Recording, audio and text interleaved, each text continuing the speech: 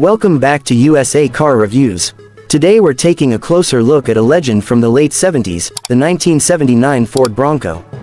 This truck wasn't just another SUV, it was a turning point for Ford, a bold move into a growing segment of vehicles designed for adventure, utility, and everyday practicality. Even decades later, the 79 Bronco still stands tall as one of the most iconic off-road machines to come out of Detroit. When you first see the 1979 Bronco, it immediately demands attention. This was the second year of the second generation, and Ford had really hit the mark with its redesign.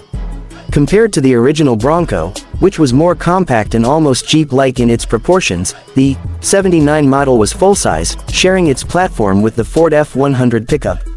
That gave it a wider stance, a longer wheelbase, and a presence on the road that felt more commanding. It looked rugged but still managed to keep that classic late 70s Ford styling with bold lines, a big grille, and squared-off bodywork.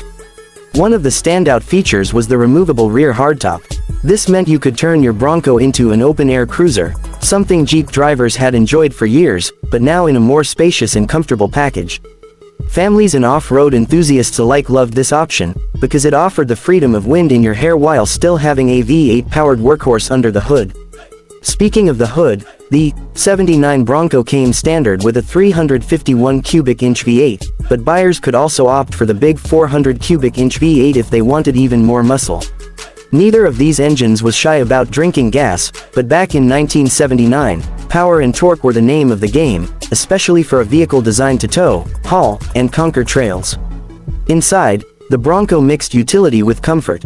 It wasn't luxurious by today's standards, but for the late 70s, it was a step up from the Spartan interior of the original Bronco. You had bench seats, simple but durable materials, and plenty of room for passengers thanks to the full-size body. Ford also offered a range of trims, from the basic Custom to the more upscale Ranger XLT, which gave you nicer upholstery, wood grain accents, and a touch of refinement that made the Bronco appealing not just for farm work or off-roading, but also as a family vehicle. Performance-wise, the 79 Bronco delivered exactly what buyers expected. It came standard with four-wheel drive, solid front and rear axles, and a reputation for being tough enough to handle rough terrain. Whether you were heading into the mountains, crossing muddy trails, or pulling a boat to the lake, the Bronco was up to the task. Its wide stance and sturdy suspension made it stable and reliable, though it wasn't exactly the most fuel-efficient vehicle of its time. Still, in an era before gas prices dominated buyers' decisions, capability mattered more, and the Bronco had plenty of that. The 1979 model year is especially interesting because it marked the final year of the second generation. In 1980, Ford redesigned the Bronco once again, this time going with a slightly smaller body and lighter construction to respond to changing fuel economy standards. That means the 79 Bronco represents the peak of the big, full-size, heavy-duty style. Collectors today often seek out this model because it blends classic 70s design with serious off-road hardware, and it was the last of its kind before regulations forced automakers to rethink their approach. Another reason enthusiasts love the 1979 Bronco is its simplicity.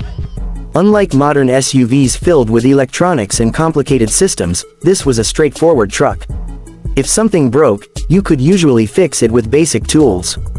That makes it attractive even today for restorers and hobbyists who want a vehicle that's both nostalgic and practical to maintain.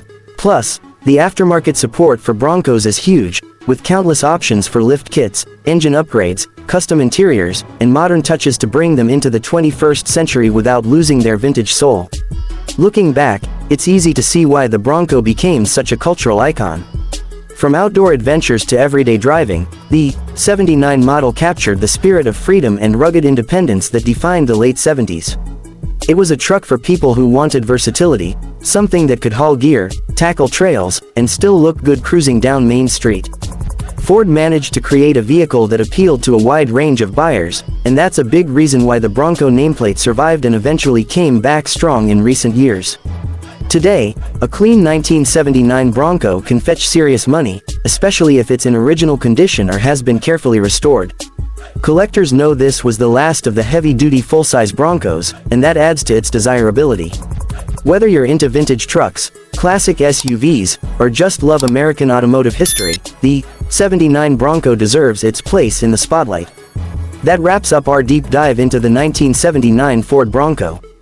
It was bold, powerful, and built for adventure, a true American classic that still turns heads more than 40 years later. Thanks for watching USA Car Reviews. If you enjoyed this look back at a piece of automotive history, be sure to like, subscribe, and let us know in the comments what classic car or truck you'd like us to cover next.